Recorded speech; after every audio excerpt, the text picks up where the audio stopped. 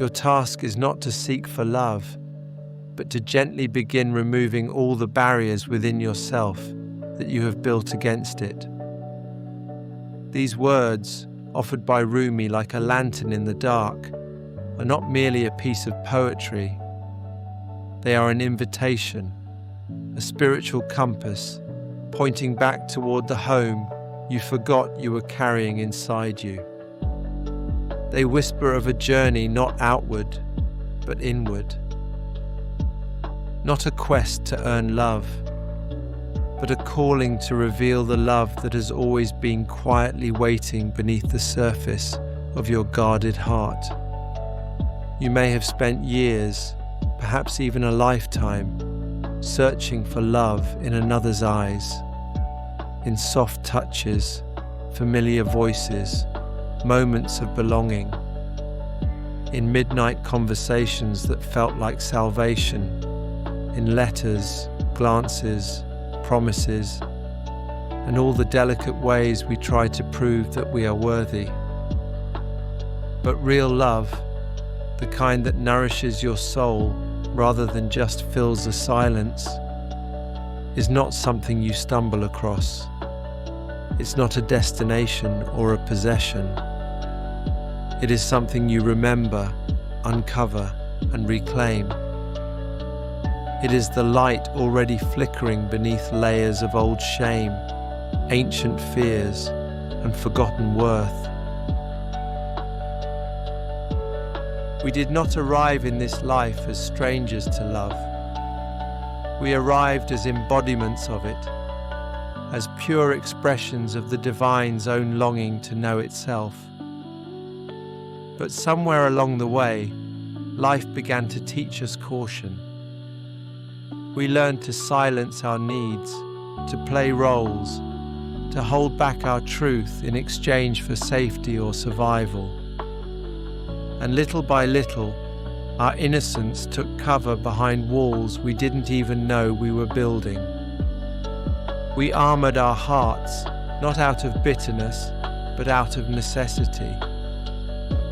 We performed for approval, withheld parts of ourselves for fear of rejection, and began to believe that our worth was something to be negotiated, not honored.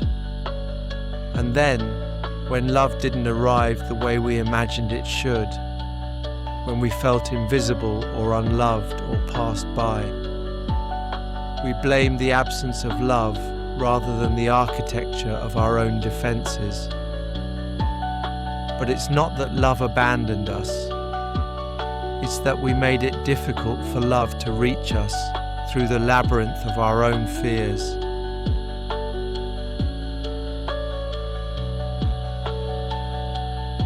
So your sacred task is not to search tirelessly for someone to rescue you with their affection. It is not to earn love by being flawless, desirable, or endlessly accommodating. Your task is to turn inward with courage, to face the soft, hidden places where the walls were built.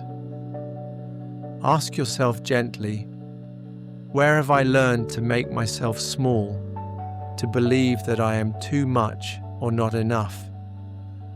Where have I accepted the lie that love is conditional, that it must be chased, performed, or deserved like a prize? This journey isn't about tearing yourself down to become someone lovable.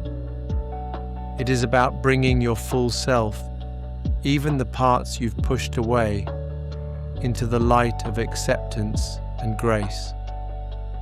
It is about offering compassion to the tender places that never felt safe enough to open. This is not destruction, it is sacred restoration.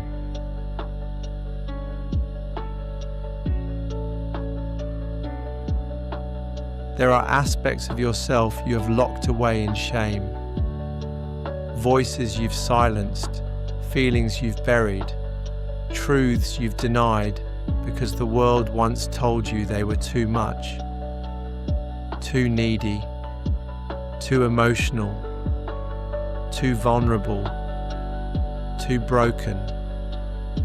But those exiled parts are not flaws. They are doorways. They are the sacred threshold where healing begins. They are not the reason you are unlovable. They are the reason you will love more deeply once you return to them. To remove the barriers to love is to call these parts home, to look them in the eyes and say, "You are not my shame. You are not my mistake. You are my missing piece." And in that reunion, love finds its way back in. Love was never about perfection. It is the fertile soil in which your whole self is allowed to breathe, bloom, and be. It is not something that arrives when you are finally flawless, but something that reveals itself when you become honest.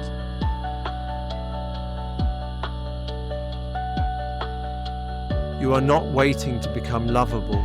You already are. You do not need to prove your value to be seen, nor beg for affection to be worthy. The true work is not in pursuit. It is in creating enough stillness within so that when love arrives at your doorstep, whether in the form of a person, a purpose, or a peace you never thought possible, you are able to recognize it not as a miracle, but as a homecoming. This kind of transformation does not happen overnight. It is a slow unfolding, a return, layer by layer, breath by breath, to the unarmored version of yourself you've been protecting for so long. You are not broken. You are not behind. You are on the sacred journey of remembering what was always true, that you are love in human form, and the greatest act of healing is to stop pretending otherwise.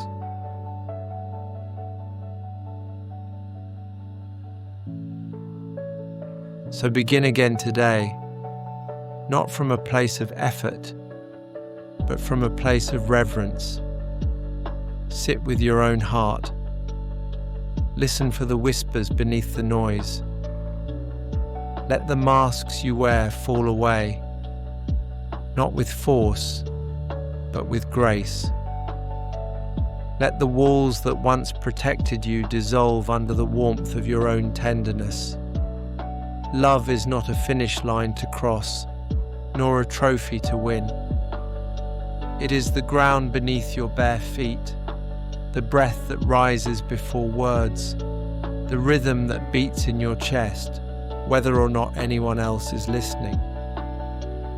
And when the time comes, and it will, when you are met with love in its purest form, you will not tremble in doubt or shrink in disbelief. You will not turn away, fearing you are unworthy. Instead, you will stand, not because you are certain, but because you are ready. Ready to receive what your heart has always known was possible. Ready to allow love in without conditions, without explanations, without delay. You will meet love not as a stranger, but as an old friend who has finally found their way home. And in that moment, you will understand that it was never about seeking, never about earning, but always about remembering that love has been seeking you too, through every ache, every barrier, every breath. And now, you are ready to let it in.